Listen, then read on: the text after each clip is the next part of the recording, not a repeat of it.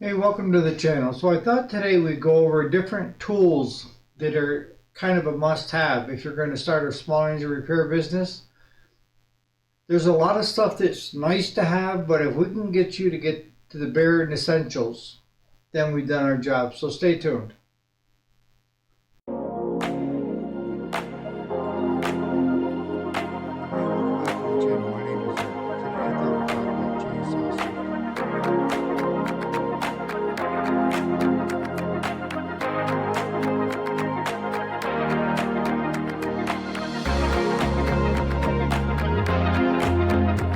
Alrighty, welcome back to the channel. My name is Eric, if you didn't already know it. Yes, today we're going to talk tool time.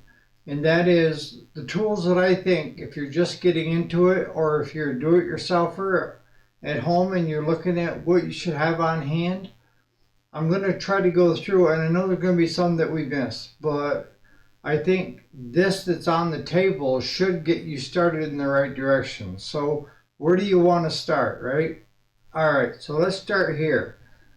Screwdrivers. Get yourself a set of screwdrivers, and you can get it at Harbor Freight for a pack of them. They come in the Phillips, metric, you know, the torque. They come all in a kit. And I like to get the ones with the better grip on it so that you're not slipping.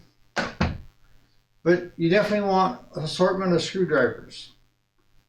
The next thing would be funnels. You never know whether you're adding oil to something depending upon what the unit is. If you have an assortment of funnels, that should cover those bases. I'm going to try to put some of this stuff away as I'm doing it. Alright, so the next thing I would say is as important as anything is on this table is a good set of gloves. I'll tell you, if you're into small engine repair and stuff, I can tell you right now, you've had your fingers pinched more than once, bruised because you're trying to loosen something up and you're prying on or what have you. But a good pair of gloves, and these are Hardy's right from Harbor Freight. They're thin enough so you still get like feel, but they're thick enough so that you're not going to hurt yourself too bad. But those are something that's what I would say is a must-have. Alright, so the next thing would be assortment of metric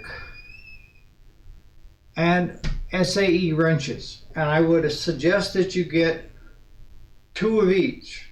And why do I say 2 of each? Because you're going to encounter projects where you need a 1/2 inch on this side and a 1/2 inch on this side to break it free if you can't get a socket on it.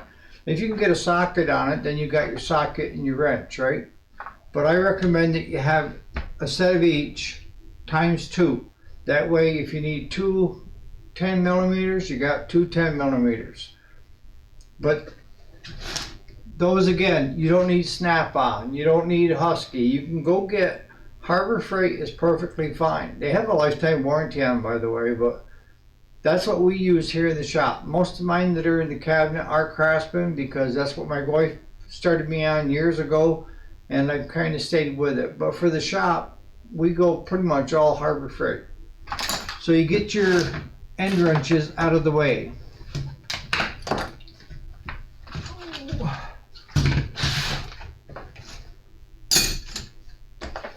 The next will be a spark tester. They come in all different varieties, right? This is rotary that put out, this clips onto the spark plug and this plugs into the boot and you can see it fire across the thing. This one does the same thing, hooks to your plug, hooks to your boot, and you'll see it sparking if you're getting power coming from the coil over to the spark plug. It doesn't mean that the spark plug's firing, it just means that it's getting fire to there and it could still be a faulty plug. This isn't telling you it's got a good plug in it. It's just telling you that the coil is fine. I would also recommend that you get yourself a 3/8 inch drive that covers both SAE and metric. And just your typical ratchet, a couple extensions. This one here covers both the 3/8 and the 1/4 inch in this set. But what I would also recommend is that you get 1/4 inch in metric and SAE. And I like these because you can just simply snap them shut and then take them with you wherever if you're doing jobs on the road. So let's get rid of these.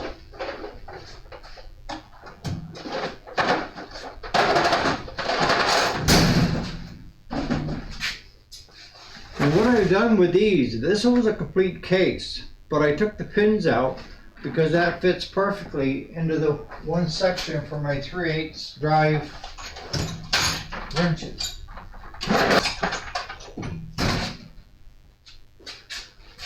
Alright, so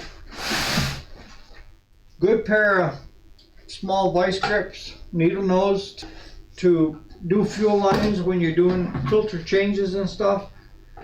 A good set of wire nippers for electrical, and then also a pair of pliers that does have the cutter in them. You can also get the other vice grips for the other jobs. That you can get a set of them actually. If you can swing that, it'd be better, but the very minimum have those. A compression tester.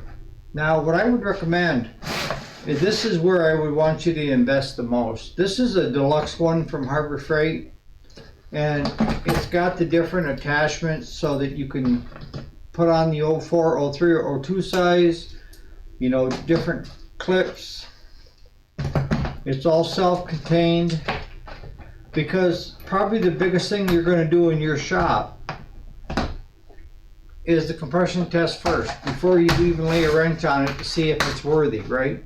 So if you're not doing a compression check, then you're not fixing a machine. You got to know how to do it. And as I said the other day in the video, that the Predator engines and stuff like that, 62 is the best I've seen by adjusting the valves. But on your name brand stuff like Steel, Kohler, Briggs, you want 90 or above, or that puppy's war, or the valves are terribly out of adjustment, one or the other. The other thing that you're going to want is a way to get the oil filters off. This kit I actually got on Temu, and it covers all the sizes that you would ever encounter, and I don't think it was like 25 or 30 bucks for the complete set. And it comes in a handy carrying case to boot. Battery tester. You're going to want this for two reasons. One is to test if the battery's any good to start with, and you can test it under load to see if it's going to function under load. But the other thing that you're going to use this for is to be able to check the charging system on the lawnmower that you're working on or what have you. If you put this on the battery, the positive and the negative, and it should read in the green 12 volts. Once you start that, it should climb up to 13, 14 till it gets the battery back where it needs, and it'll drop back automatically. It's self-regulating. But that will tell you if the system is charging or not. Once, if you put it on when it's not running and you start it and it goes up and then gradually comes back, your unit is charging. The other thing with the gloves, glasses. This is a endoscope, and it's really nice and handy to be able to check cylinder walls and stuff on, where you can just simply power it up, stick that down either the spark plug hole, or you can come at it from the other direction to see if there's any scarring or anything else on the piston walls themselves. Things that aren't a must-have but they're handy to have is, I like the DeWalt 20 volt. We abuse them here and they just keep right on it going. This one here, actually we lost it and we couldn't figure out where it went, and it sat overnight in a container of hydraulic fluid, and we just took and air dried it and it still works. You're going to want carburetor cleaner, PB blaster, a tube of grease, because you're going to be greasing the machine, the steering, spindles, what have you. You don't need a fancy dancy one like this one that's battery operated. You can get the hand one. I've got this because we use it on the farm equipment as well as here. So hopefully this kind of gives you an idea of just the basics. And it's not going to cost you over a couple $100, I would say, for all of it, other than the add-ons. You know, your screwdrivers, your wrenches, your sockets. If you go to Harbor Freight, your plier sets, pretty reasonable, and it gets you right in. And a lot of times after a few jobs, it's paid for itself, right? So on that note, you guys enjoy your day, and if you have any questions, put them in the comments. We do read them. I do read them, and I try to answer as many as I can. And the great thing about the channel is we have a lot of skilled mechanics, shop owners, and do-it-yourselfers that are more than willing to offer their expertise. If they see a question that they can answer, they will answer it. All right, see you guys later.